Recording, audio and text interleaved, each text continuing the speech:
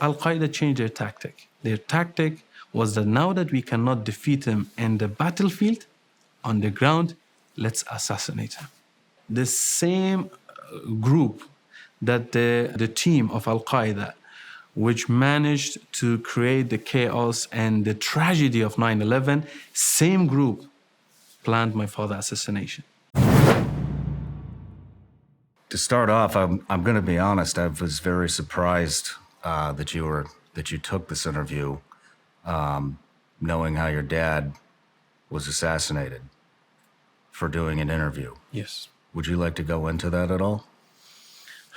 Well, there has been a lot of attempts on my father's life throughout his life. From the time that probably the most notorious spy agencies at that time, KGB, was trying to assassinate him multiple times, that he survived, to after that the Taliban and Al-Qaeda, many times that finally they succeeded. Although there has been some warnings to my father that be careful with interviews, be careful with cameras, but my father always wanted to pass the message as broad as possible and as far as possible to bring awareness to Afghanistan that Afghanistan needs to be paid attention to. So I believe he felt taking the risk was worth it in exchange for expanding the message and expressing the grave situation of Afghanistan.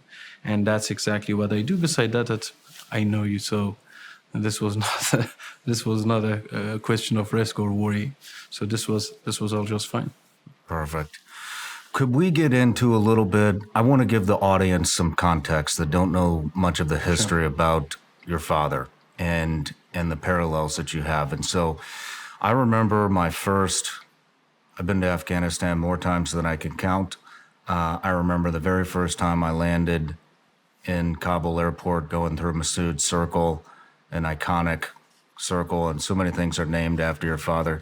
Can you go into a little bit of the legacy of what your father was about? Sure. Well, first and foremost, my father has been always very much famous for being a military genius. He managed to withstand multiple major attacks by the Russians and managed to withstand against the might of global terrorism. And he managed to bring unity against such sort of chaos. And he was the centerpiece in fighting against the Soviet and fighting against the terrorism. In Afghanistan, he's very much famous for being the national hero of Afghanistan, that saving country multiple times from such invasions, from such chaos and crises.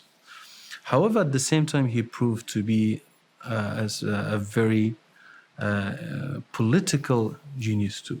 That his decisions, his foresight, for example, knowing what would happen with 9/11, for example, that months before that, he warned United States of America and he warned the world that the issue of Afghanistan would reach to the soil of America and it would be catastrophic. And exactly that happened. So his foresight, his charisma, his honesty to his people, and his devotion, that he never allowed himself to leave his country, and he was ready, and ultimately he did, give the ultimate price, which was giving his own life.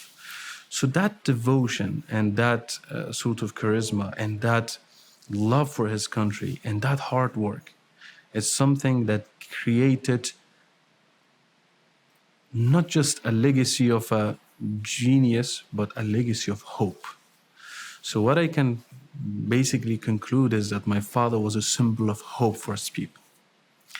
And his values was to the extent that people who were his enemies, like Russian generals, they admired him. His enemies admired him. And his fame and his sort of love went all the way from Argentina to South Korea to Japan to across the world, that the people who got to know him, they fell in love with that idea, with his cause, and his determination to follow those values. he was a man of principle. It's my understanding he was assassinated on September 9th, Yes. 2011 by Osama bin Laden, correct? Yes. 2 Yes. days before 9/11 happened. Yes. Do you know why they assassinated him before 9/11?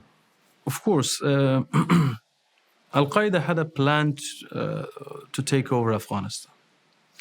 And ultimately, their goal was to expand their sort of government across the globe and have that their, which is against all the values of Islam, their Islamic Khilafah, which is something they wanted.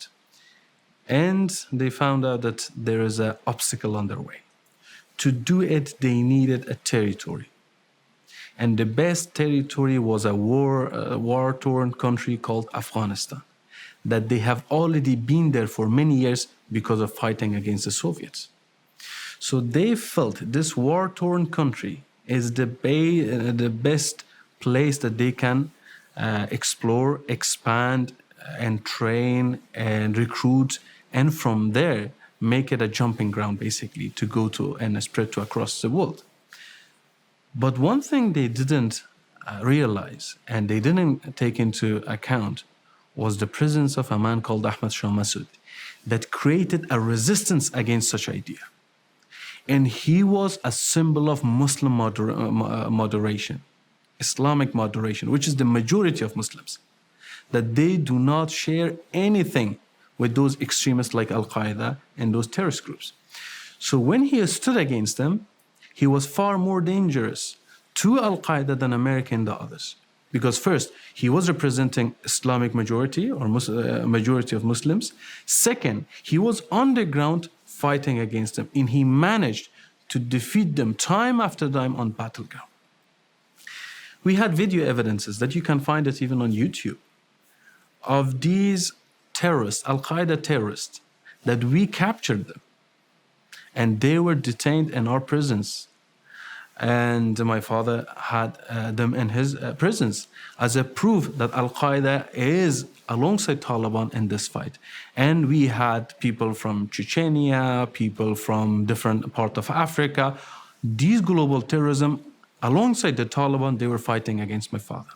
So all of the terrorist organizations were working together against your father's resistance. Yes. And they did not succeed. My father, with his companion and with the rest of people of Afghanistan, they fought all alone for many years against the Taliban and their allies, which was international terrorism, like Al-Qaeda.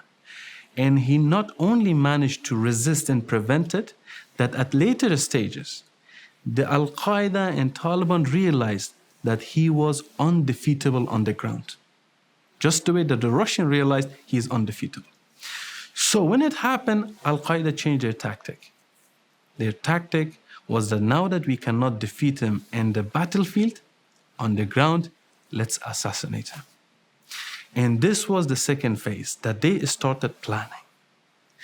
One plan failed, the second plan failed, the third plan failed, and the last plan, that the same group that and the team of Al-Qaeda, which managed to create the chaos and the tragedy of 9/11, same group planned my father's assassination.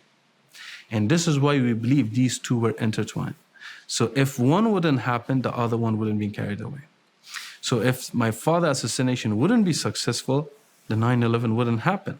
Because they wanted that. Without Ahmad Shah Massoud, and with this creating this sort of hitting America and telling all the sort of their companions that, look, we even hit America, they would bring this sort of attention of their fellow comrades to come in Afghanistan. We are now here. Ahmad Shah Massoud is gone. This is our sanctuary. So when they assassinate my father, they carried out the attack at 9/11. But luckily, the sort of intervention happened, and the Taliban ultimately, with help of international community and international forces, and with the forces of National Front of Afghanistan, they were defeated. No matter where you're watching Shawn Ryan Show from, if you get anything out of this, please like, comment, subscribe, and most importantly, Share this everywhere you possibly can. And if you're feeling extra generous, please leave us a review on Apple and Spotify podcasts.